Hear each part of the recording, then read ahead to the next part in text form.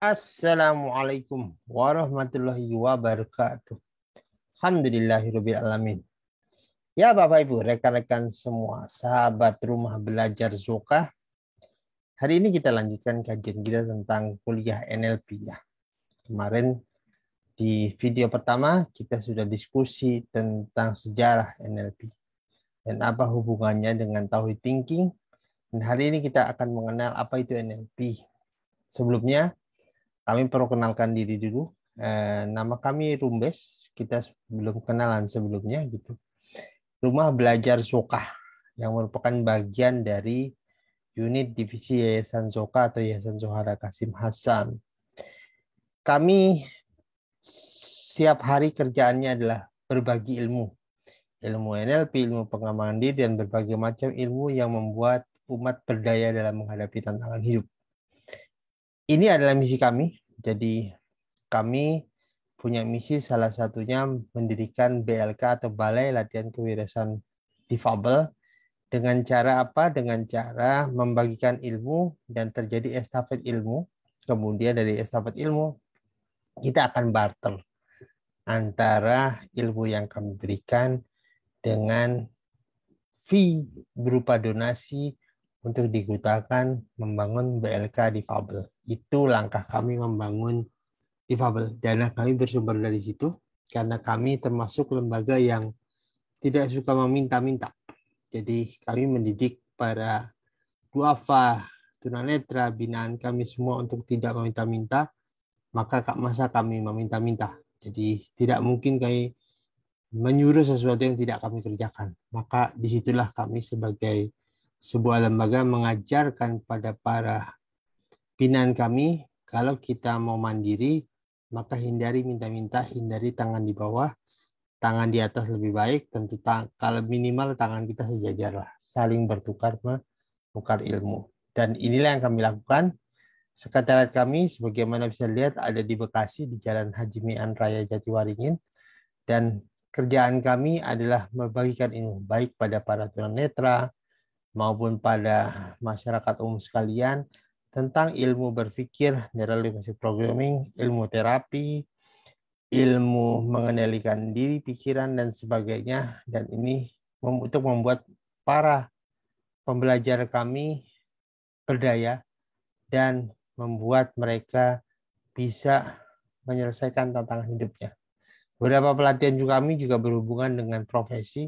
Ada pelatihan berbasis terapi untuk menterapi ruang, ada berbasis coaching, bisnis, konsultan, dan sebagainya, agar mereka lebih berdaya menghadapi tantangan yang dihadapi. Itulah Rumbes, dan hari ini Rumbes akan membagikan ilmu NLP secara bertahap, dan kita sudah mulai dengan kuliah pertama, kuliah sejarah NLP, dan hari ini kita akan belajar apa sih itu NLP sebenarnya gitu. Yuk kita lanjutkan materi kita. Jadi kalau kita bicara NLP sesuai dengan kemarin, Neural Linguistic Programming gitu. Kita memahami bahwa pikiran kita ada dua proses yang bekerja, yaitu pikiran sadar dan pikiran bawah sadar. Nah, menariknya adalah semua data, semua memori adalah pikiran bawah sadar. Dan dia berkontribusi terhadap perilaku kita. Mengapa? Karena kita kepikiran sadar ingin membuat sebuah tindakan, berinteraksi dengan pikiran bawah sadar, dan pikiran bawah sadar isinya adalah memori, tafsir pada dunia ini, serta apapun yang terhubung dengan kita ada di bawah sadar. Akibatnya ketika kita ingin merespon sesuatu, datanglah stimulus, kemudian dipikirkan, kemudian direspon, kemudian kita mengambil data di bawah sadar, kemudian kita memberikan tindakan untuk merespon stimulus yang datang gitu. Yang menarik adalah semua tindakan kita itu, cara kita mengambil data itu sangat bergantung pada apa yang disebut dengan perwakilan atau internal representation, atau cara kita memahami, menafsirkan dunia.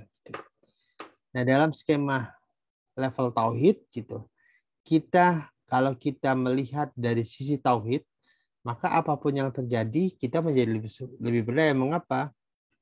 Karena ketika kita melakukan sesuatu, kita pahami tidak ada satu daun pun yang jatuh, walaupun di malam hari Allah tidak tahu. Jadi ketika ada sesuatu kita respon, ya Allah, kita berdoa, kemudian kita penuhi bingkai kita dengan bingkai kebaikan, karena Allah suka dengan kebaikan. Maka yang muncul adalah data kebaikan. Contoh kecil begini. Ada respon tentang seorang di PHK. Kemudian karena dalam kesehariannya dia melihat orang di PHK itu hancur hidupnya, ekonominya berantakan, banyak hutang dan sebagainya, maka referensi itu yang dia punya. Jadi begitu ada kita PHK, maka itu respon awal yang menurut tafsirnya, aduh hidup saya hancur nih gitu.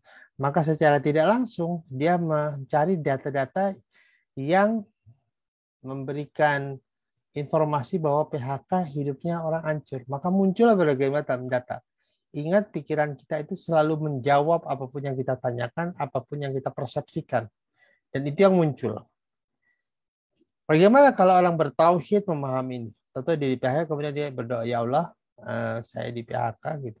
Karena kondisi ABCD, mohon ridhamu untuk agar saya ridho menerima seluruh keputusanmu dan mohon ridhamu untuk membuat tindakan yang baik. Dan karena berubah menjadi tindakan baik, maka kita langsung memikirkan, oh PHK. Ini berarti Allah memberikan ujian pada saya. Maka apa yang harus dilakukan dengan yang membuat Allah senang? Maka muncullah data-data yang membuat Allah senang. Entah kita mungkin malah suruh berinfak, entah kita mungkin malah menolongi orang dan sebagainya. Maka dengan data-data itulah kita kemudian bertindak gitu. Jadi dengan kata lain, kita hanya bisa memilih respon tindakan dari rekomendasi bawah sadar. Dan kita milih dari situ, dari data yang ada. Kalau data yang munculnya tidak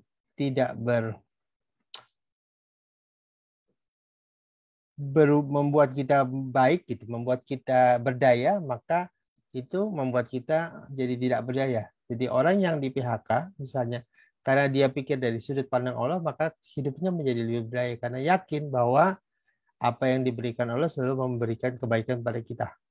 Mungkin kita bisa review tentang surat Ad-Duha gitu. Ketika Rasul tidak turun wahyu. Seperti itulah mungkin PHK. Kita bingung, blank, tapi ketika kita berdoa, Allah jawab lewat berdoa. Bukankah selama ini kita hidup bukan karena kerjaan, tapi karena Allah ngasih. Maka tidak usah khawatir. Rezeki itu datangnya dari Allah, bukan dari pekerjaan. Gitu. Dan cara itulah kita memproses data. Dan begitulah cara kita efektif. Jadi dalam NLP ada istilahnya internal representasi.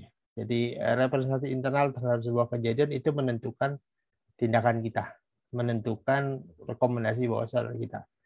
Nah dari sini kemudian kita paham bahwa NLP itu tentang mind management. Bagaimana mengendalikan pikiran atau manajer pikiran. Bagaimana mencetak sebuah tindakan terbaik atau human excellence. Maka kita sebut juga human excellence project. Jadi project kebaikan untuk membuat kita excellent ketika kita memutuskan apapun. Dan di dalam proses ini kita melibatkan komunikasi internal maupun eksternal. Jadi pertama kali kita melakukan komunikasi secara internal dulu, kemudian mengatakan secara eksternal. Nah kalau internalnya berantakan, maka eksternalnya berantakan. Jadi kalau orang bertanya NLP itu apa? NLP tentang mind management, tentang Human Excellence Project, proyek-proyek kebaikan pada manusia unggul, dan tentang bagaimana berkomunikasi secara efektif. Lalu apakah ini berhubungan dengan terapi? Jelas, karena terapi itu terjadi karena komunikasi yang kurang efektif, karena dia tidak punya proyek kemanusiaan yang bagus, dan karena dia amburadul atau kurang efektif dalam memanage pikirannya gitu. Nah, kita sering sekali lupa bahwa pikiran kita adalah produk kita. Dan kita punya kuasa, NLP mengajarkan kita punya power mengendalikan pikiran kita. Tentu itu harus kita lakukan. Kalau bukan karena kita, maka siapa lagi? Gitu. Ada istilah orang itu tersabotase oleh pikirannya. Karena kadang-kadang kita membaca hal-hal yang buruk tentang kehidupan kita. Kayak tadi tuh, misalnya PHK. Kita bicara hal buruk tentang PHK, akibatnya kita jadi down karena tiap hari kita bicara hal buruk. Gitu. Ibarat komputer, kalau kita tiap hari mainkan Word, begitu komputer nyalakan, ujuk-ujuk Word-nya sudah connect gitu. Bukan programnya yang lain, karena kita sering memainkan program itu. Tapi ketika kita memainkan program baik, misalnya kita membaca Steve Jobs, kita membaca Bill Gates, mereka-mereka yang pernah kerja di PHK dan sebagainya, tapi akhirnya menjadi seorang yang sukses atau berhasil, maka ketika PHK datang, referensi itu yang kita pakai. Bukan referensi-referensi buruk yang hadir gitu. Referensi buruk karena kita mengambil data buruk dalam kehidupan kita. Akibatnya menghasilkan sebuah tindakan yang buruk. Mengapa? Karena data yang diberikan adalah data yang kurang bagus gitu. Dan inilah tentang NLP. Jadi namanya Neuro Linguistic Programming itu bagaimana program pikiran kita terbentuk karena hasil koordinasi antara neuro dan linguistik kita, antara pikiran dengan bagaimana kita mengkomunikasikan itu ke dalam pikiran kita, dan ujungnya adalah tindakan. Dan tindakan itu bentuknya macam-macam ya, nangis, ketawa, sedih, bahagia, itu adalah tindakan ya, hasil respon dari komunikasi pikiran kita. Dan ini bisa berarti banyak hal karena begitulah kehidupan manusia. Dia berkoordinasi dengan pikiran tiap hari, dan cara kita berkoordinasi akan menentukan respon atau tindakan kita. Nah, kita sudah tahu ini tentang pikiran. Pikiran sadar adalah, tadi sudah kita sebutkan, dia data yang masuk dikenali informasi, dibandingkan, dianalisa, kemudian diputuskan ini perlu dipikirin apa tidak gitu. Nah, kemudian bawah sadar adalah sebuah program mental, perasaan, keyakinan, data, masa lalu, ingatan jangka panjang kita ada di situ. Jadi pikiran bawah sadar kita adalah pusat segala keputusan atau tindakan masa lalu yang menjadi referensi kita untuk membuat tindakan masa depan. Jadi kembali langkahnya, data masuk, apapun itu yang perlu kita respon, masuk ke pikiran sadar meminta rekomendasi pikiran bawah sadar, kemudian memutuskan tindakan apa yang dilakukan, dan kemudian tindakan itu dilakukan. Dan begitulah cara kerja hidup kita. Dan begitulah cara kerja pikiran manusia berdasarkan NLP gitu. Mas, tantangannya sekarang bagaimana aplikasi ini di lapangan? Banyak aplikasi NLP di lapangan. Contohnya adalah Steve Jobs. Steve Jobs punya teknik namanya reality distortion field. Jadi dia kalau punya mimpi, dia punya kemampuan mengubah realita orang. Jadi kalau punya mimpi A, maka dia akan bicara dengan seluruh sivitas ataupun stafnya, timnya, agar mimpinya seakan-akan menjadi mimpi pribadi dia. Jadi misalnya ada sesuatu yang tidak mungkin dilakukan, karena Steve dia mengatakan itu mungkin dilakukan, maka tiap orang yang awalnya down, begitu diberikan sebuah pemahaman dan cara kerja, cara berkomunikasi berbasis Steve Jobs tidak ngerti NLP, tapi sebenarnya dia sudah menjalankan NLP. Orang itu menjadi memahami dan seakan-akan punya passion yang besar terhadap realita yang disodorkan oleh Steve Jobs. Sehingga kadang-kadang deadline tidak mungkin menjadi mungkin karena orang itu punya mimpi yang sama sebagaimana diimpikan oleh Steve Jobs. Jadi punya passion, punya semangat yang sama. Maka dikenal Steve Jobs punya reality distortion. Sebuah realita di dalam mimpinya yang ditularkan pada orang sehingga orang itu menjadi punya mimpi yang sama. Di dalam tindakan sales, NLP sangat efektif karena dengan caranya dia memahami bagaimana manusia bekerja pikirannya, dia bisa mempengaruhi orang. Dia bisa mempengaruhi kata yang memberikan data pada orang tersebut sehingga orang itu jadi ingin beli misalnya. Sehingga itu orang itu jadi punya keputusan membeli dan mengatasi keraguan untuk tidak membelinya. Gitu. Di dalam kreativitas jelas NLP adalah sangat bermain gitu, karena kreativitas itu adalah cara kita mengkoordinasikan data-data yang ada dengan cara berbeda, dan NLP punya banyak hal tentang ini karena bagi orang NLP mengikuti apa kata Albert Einstein, manusia itu gila bila melakukan tindakannya sama tiap hari dan ingin dapat hasil berbeda. Tindakannya sama tapi ingin hasil berbeda, maka disebut dengan orang gila. Orang NLP selalu mengevaluasi tindakannya dan memikirkan bagaimana cara baru bertindak, dan ini bicara kreativitas. Di dalam parenting, jelas NLP sangat efektif karena parenting berhubungan dengan komunikasi ya. Berhubungan bagaimana cara menyampaikan informasi secara efektif agar anak, istri, pasangan kita lebih bisa memahami apa yang terjadi. Dan kita sama-sama memahami untuk ketika misalnya pertengkaran terjadi. Pertengkaran kan sebenarnya hanya beda pandangan. Pandangan satu dengan pandangan kedua. Yang membuat pertengkaran itu terjadi karena emosi kita bermain secara tidak efektif. Padahal kita ingin sebuah diskusi itu menemukan titik temu agar kita sama-sama membahagiakan diri ya. Sama-sama bahagia satu sama lain. Dengan cara ini kita memaham, maka kita akan menjadi lebih terbuka dan lebih memahami kejadian. Ada satu kejadian, adik kakak, orang tua mereka telah meninggal. Jadi sang kakak mengambil alih kegiatan ekonomi. Kemudian kakak itu bekerja keras dan ujungnya dia ingin waktu adiknya selesai SMA dia ingin adiknya kuliah. Ya adiknya nggak mau. Adiknya tidak mau, kakaknya jadi marah karena merasa adiknya tidak menghargai kerja keras kakaknya. Timbullah perdebatan. Akhirnya dibawa itu kasus itu ke NLPR. Ternyata setelah ditemukan diskusi dengan santai, dengan pemahamannya, ditemukan bahwa adiknya tidak mau itu bukan karena dia tidak menghargai kakaknya, tapi adiknya tidak mau karena dia justru ingin kakaknya sekarang mulai memikirkan dirinya. Dia ingin take over keluarga sebagaimana kakaknya dulu. Karena dia lihat kakaknya kasihan mengorbankan banyaknya termasuk pernikahannya yang tertunda dan sebagainya hanya karena kakaknya bekerja keras untuk keluarganya. Jadi dia tidak mau lagi bergantung kakaknya, dia ingin take over kakaknya. Dan kedua adik kakak itu berpelukan karena saling beda persepsi. Gitu. Karena beda persepsi akibatnya timbul pertengkaran. Ketika diinterogasi satu-satu mulai terjadi pemahaman baru. Dan inilah tentang kehidupan. Jadi kadang-kadang kita suka mengambil asumsi yang tidak efektif. Dan ilmu mengajarkan, kadang-kadang dalam diskusi itu ada istilah tidak penting Anda benar atau salah. Yang paling penting ini bisa bermanfaat apa enggak. Dan kalau dialog kita menimbulkan perdebatan yang keras, justru seharusnya ini tidak bermanfaat.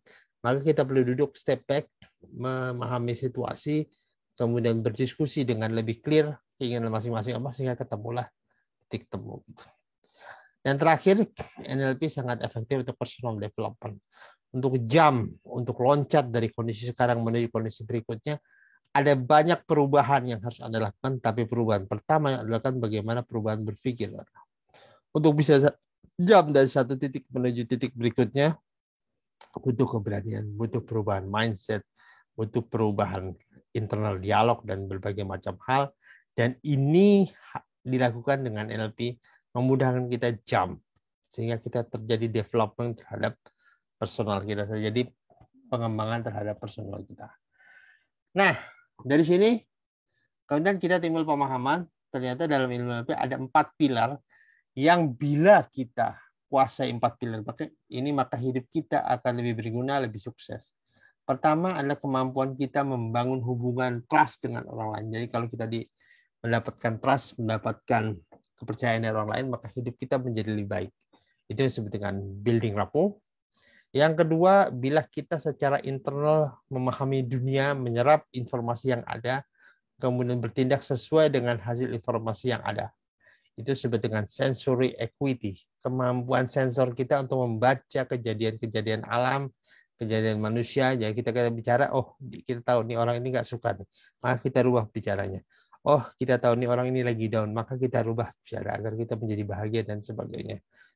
Ini disebut dengan sensory equity. Jadi sensor terhadap lingkungan, terhadap orang, terhadap apapun. Di zaman purba, zaman gua, manusia di gua, kita hidup dalam bahaya. Ketika keluar, kita akan berhadapan dengan binatang buas, juga berhadapan dengan orang, maka di situ sensor kita berjalan. Orang manusia modern, sensor ini lama-lama berkurang. Karena kita hidup tidak lagi dalam kondisi seperti dulu. Tapi sebenarnya sekarang kita berhadapan dengan stres, dengan tekanan-tekanan yang membuat diri kita menjadi down gitu. Dan di sini sebenarnya kemampuan sensor kita harus dikembangkan. Nah, di NLP namanya sensor ini namanya calibration. Calibration adalah observasi skill observasi untuk memahami dunia gitu. Contoh kecil adalah waktu tsunami. Ini bukan contoh kecil, mungkin contoh besar ya. Waktu tsunami ada banyak manusia yang tidak aware gitu.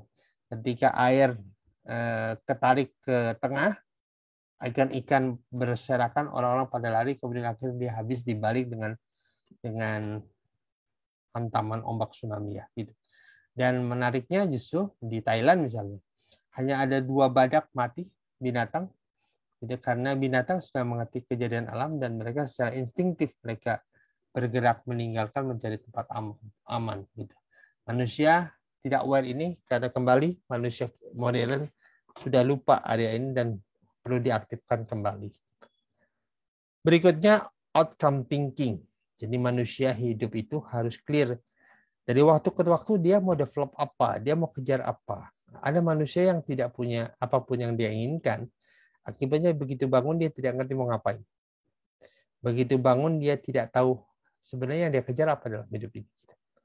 Nah, manusia ini akan efektif bila dia punya outcome, punya tujuan, dan dievaluasi dari waktu ke waktu sehingga dengan cara itu manusia itu tumbuh. Kenapa? Karena dalam mengejar tujuan biasanya ada personal development, ada hal-hal yang perlu kita tingkatkan dan tiap hari kita evaluasi. Kita sudah mencapai level itu belum? Level kompetensi yang dibutuhkan untuk mengejar outcome kita. Maka kita berlari meningkatkan kualitas diri dari waktu ke waktu. Dan berikutnya perilaku fleksibel.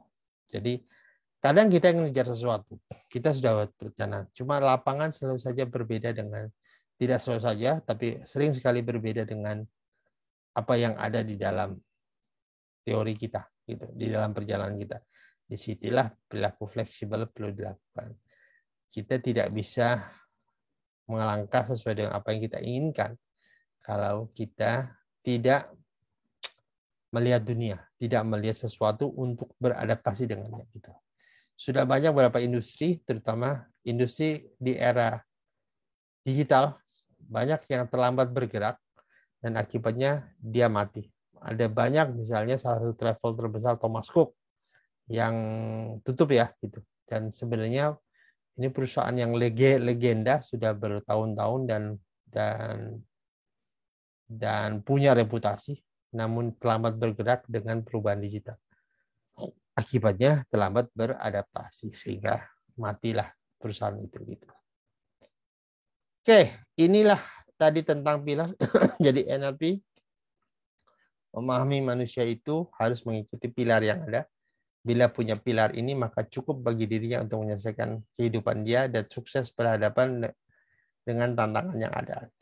Dan di balik 4 pilar ini gitu, NLP punya keyakinan atau asumsi terhadap ilmunya gitu. Jadi ilmu itu punya asumsi, punya belief ya terhadap apa yang dia bawa untuk dunia gitu.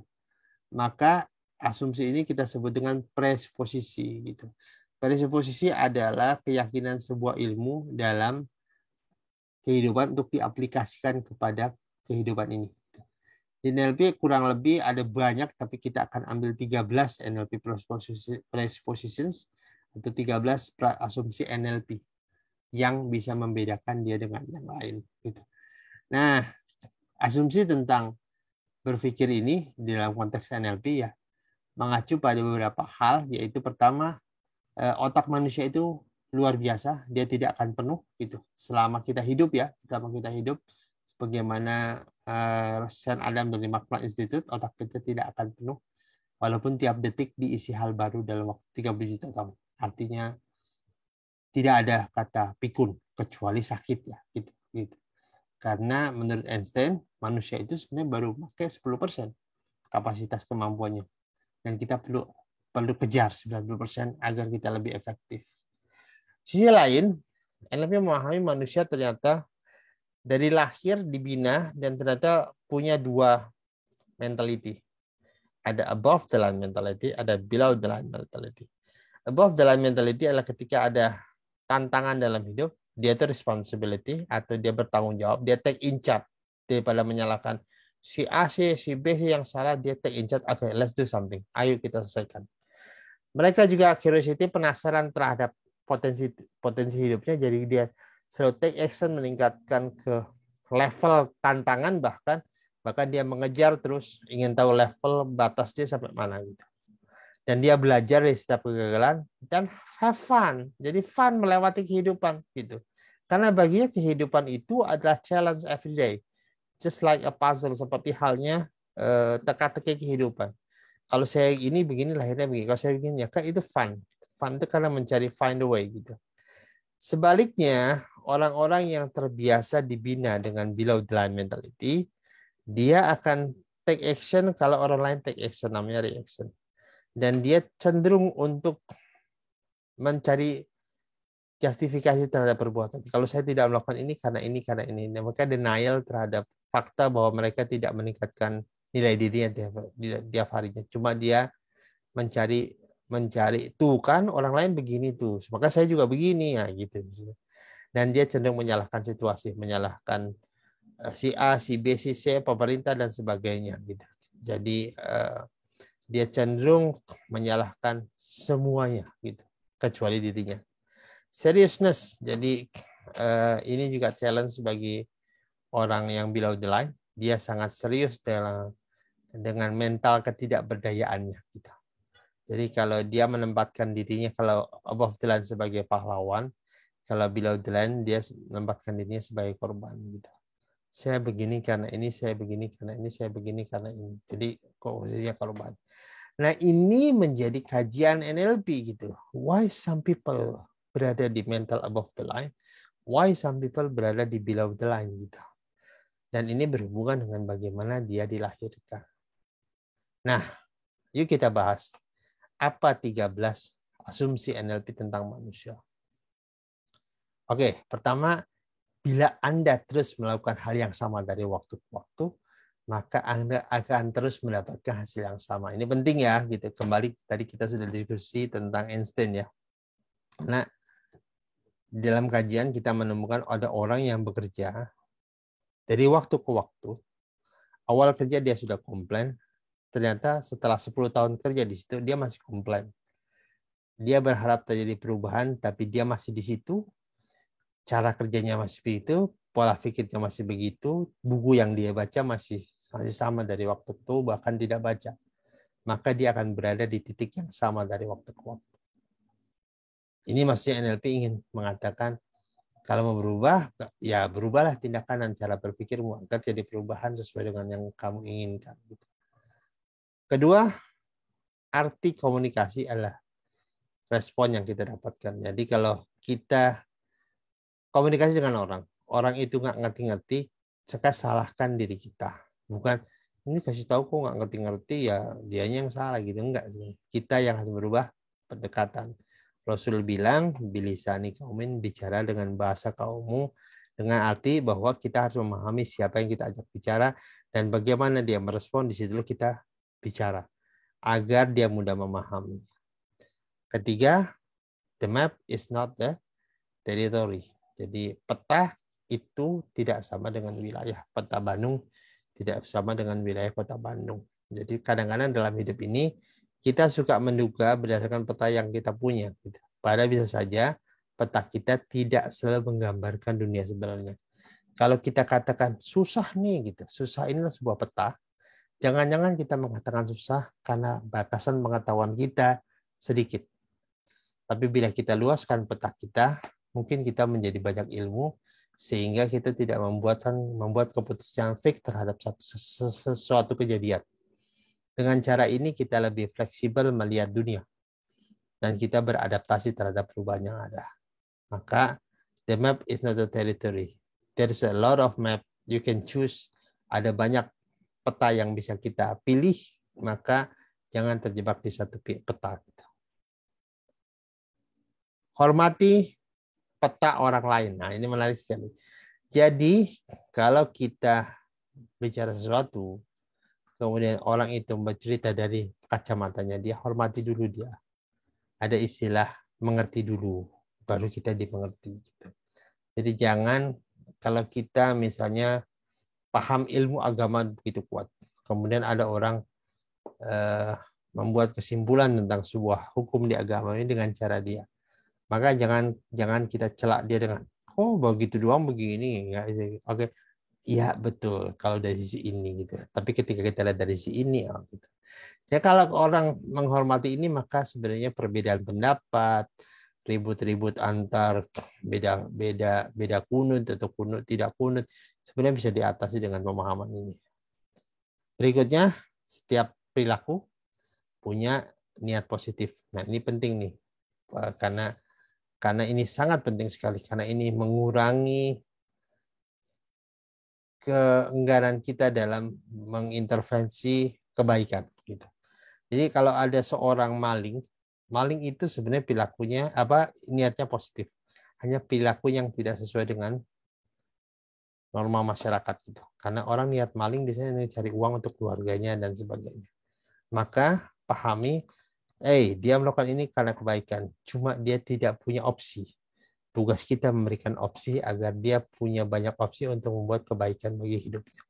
Karena niatnya baik gitu. Ini yang penting ya. Jadi dengan cara ini kita lebih bijak dalam memandang orang lain. Tidak ada kata gagal.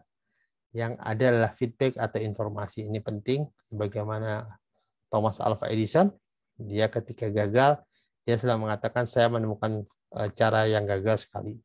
Gagal 1000 kali, 500 kali, dia menemukan saya temu cara gagal 500 kali, saya tinggal temukan cara 501. Jadi bagi dia tidak ada gagal, yang ada informasi. Gitu. Nah ini juga kita harus penting dalam hidup kita. Jadi jangan pikirkan kita gagal, kita dapat informasi. Ada orang rugi bisnis 30 juta. Maka pilihannya adalah saya rugi bisnis 30 juta, artinya hidup saya hancur, atau saya dapat pembelajaran atau kursus senilai 30 juta. Sehingga saya perlu gunakan hasil kursus saya untuk perubahan hidup di masa depan. Ini menjadi lebih berdaya dalam menghadapi hidup. We all have resource. Jadi kita punya sebuah sumber daya untuk mengatasi hidup. Kita semua punya sumber daya untuk mengatasi kebutuhan. Ini mirip dengan ayat, tidak ada cobaan di atas level kita. Jadi semua cobaan itu sesuai dengan level kita. Jangan kita membonsai kemampuan kita ngadapinnya. Di sinilah kita yakin bahwa kita telah dipenuhi sumber daya ketika kita dikasih cobaan. Tugas kita tinggal bagaimana mengembangkan sumber daya itu menjadi sebuah life tools atau sebuah alat untuk kita menyelesaikan tantangan kita. Mind and body are one system. Tubuh dan pikiran satu sistem, itu betul. Apa yang terjadi pikiran berpengaruh pada tubuh kita. Apa yang berpengaruh tubuh kita akan mengaruh pada pikiran kita. Jadi kasus ada orang akut stres di sebuah rumah sakit. Kemudian datang NLPR ke sana gitu. Dan ini sudah 2 tahun dia stres akut. Kemudian orang itu diminta tiap pagi, minta ke susternya, duduk, lebarkan bahunya, tangannya dilebarkan, dan bahunya angkat dadanya ke atas, kemudian tangannya menghadap ke matahari, dan senyum, gitu, sambil tangannya melebarkan ke samping. Gitu. Ini bukan saja membuat orang itu berdaya, tapi postur ini ternyata membuat orang itu tingkat stresnya level signifikan turun gitu. Dan ini disebut dengan, di Harvard sudah dipelajari, disebut dengan Wonder Woman state atau kondisi Wonder Woman.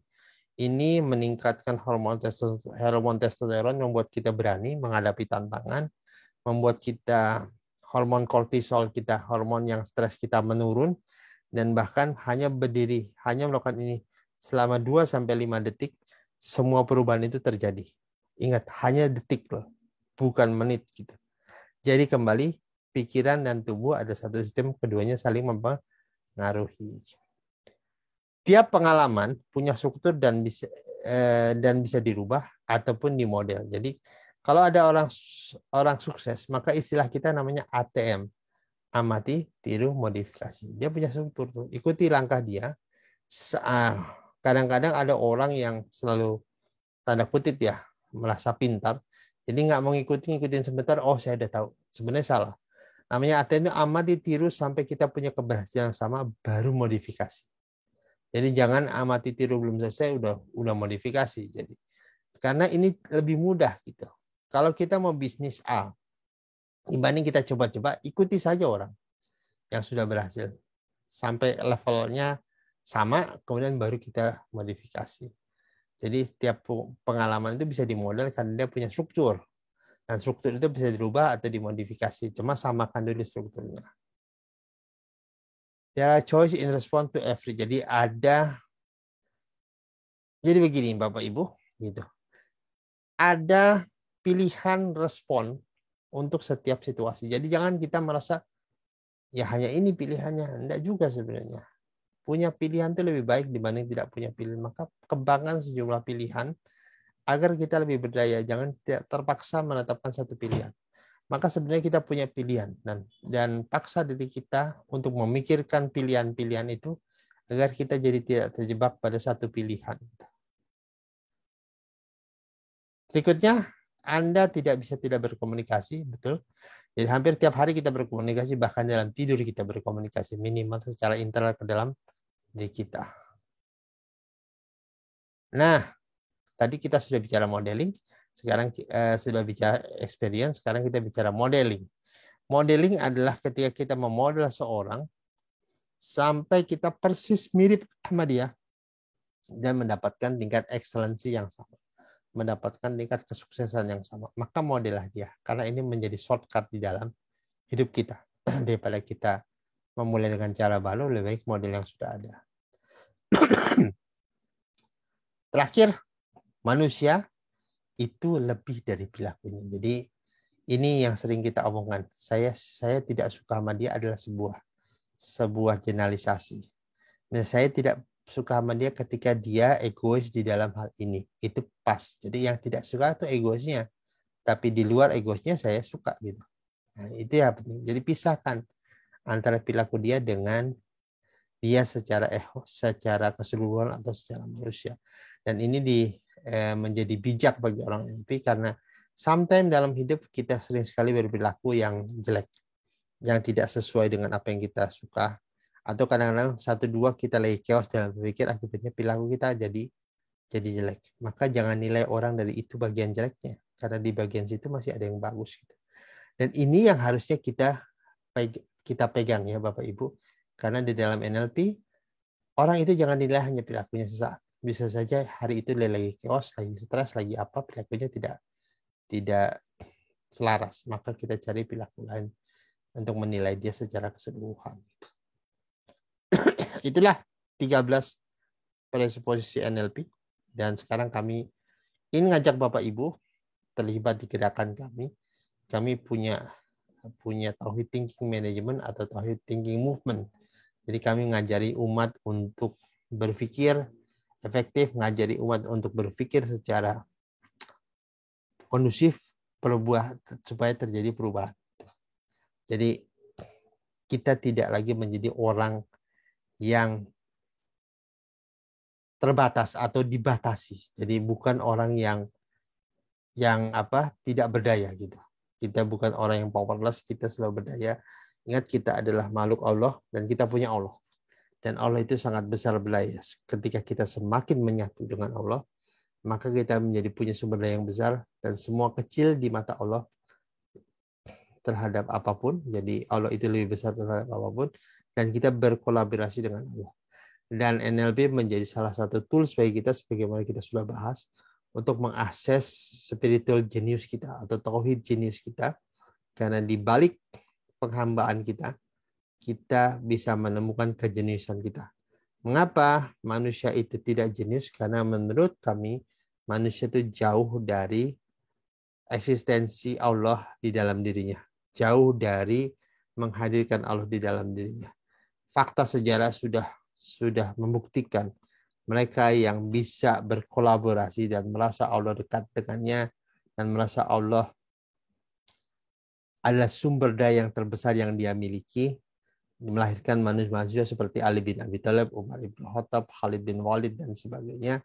Itulah manusia luar biasa yang menjadi contoh bahwa Muslim can be excellent, Muslim bisa menjadi excellent bila dia dekat dengan Allah, bila dia berkolaborasi dengan Allah.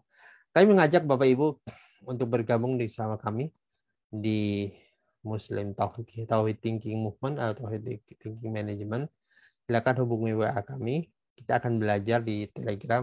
Bukan hanya belajar NLP, kita akan menggunakan NLP lebih jauh, yaitu NLP untuk pengobatan, NLP untuk terapi, NLP untuk kreativitas, NLP untuk menghadirkan Allah di dalam diri kita sehingga kita lebih sholat khusyuk dan sebagainya.